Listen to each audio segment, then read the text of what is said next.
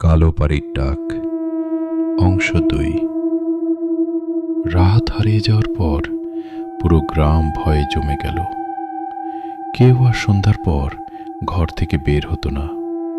কিন্তু গল্প এখানেই শেষ হয়নি। রাহাতের সবচেয়ে কাছের বন্ধু ছিল নাফিস।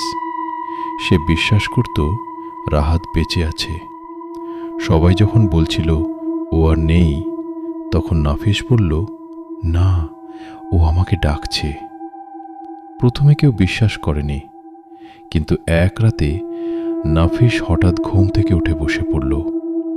তার কানে স্পষ্ট শোনা গেল, নাফিস, আমাকে বাঁচাও। ওটা রাহাতের গলা। পরদিন সে সিদ্ধান্ত নিল সে কালো বাড়িতে যাবে। গ্রামের সবাই তাকে থামানোর চেষ্টা করল, কিন্তু সে গেল। রাত 1টা। নাফিস যখন বাড়িটার সামনে দাঁড়ালো, সে দেখল দরজাটা আগেই খোলা, যেন কেউ অপেক্ষা করছে। ভেতরে ঢুকতেই তার শরীর ঠান্ডা হয়ে গেল। হঠাৎ সে দেখল দেয়ালে ঝুলছে একটা নতুন ছবি। সে কাছে গিয়ে তাকাতেই তার বুক কেঁপে উঠল। ওটা রাহাতের ছবি, কিন্তু ছবির ভেতরে রাহাত হাসছে, আর তার চোখও নেই। হঠাৎ পেছন থেকে একটা কণ্ঠ, তুমি এসেছ। নাফিস ধীরে ধীরে ঘুরে দাঁড়ালো।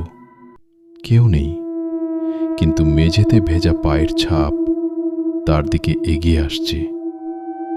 হঠাৎ একটা হাত তার কাঁধে। সে ঘুরে দাঁড়াতেই জমে গেল। রাহাত দাঁড়িয়ে আছে, কিন্তু তার মুখ বিকৃত। চোখের জায়গায় কালো গর্ত, আর ঠোঁটে অস্বাভাবিক হাসি। আমি বের হতে পারছি না, ওরা আমাকে ছাড়ছে না। রাহাত কাঁদতে লাগলো, কিন্তু তার চোখ থেকে রক্ত পড়ছে।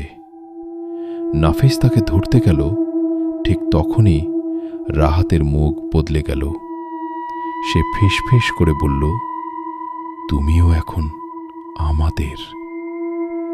চারপাশ অন্ধকার হয়ে গেল। দেয়াল থেকে হাত বের হয়ে নাফিসকে টানতে লাগলো। সে চিৎকার করতে লাগলো, বাঁচাও। হঠাৎ সব চুপ, পুরো বাড়ি নিঃশব্দ। পরদিন সকালে গ্রামের লোকজন আবার গেল।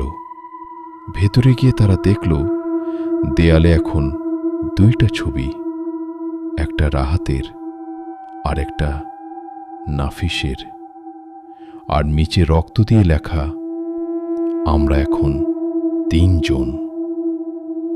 সেই রাত থেকেই গ্রামের মানুষ নতুন একটা জিনিস খেয়াল করল।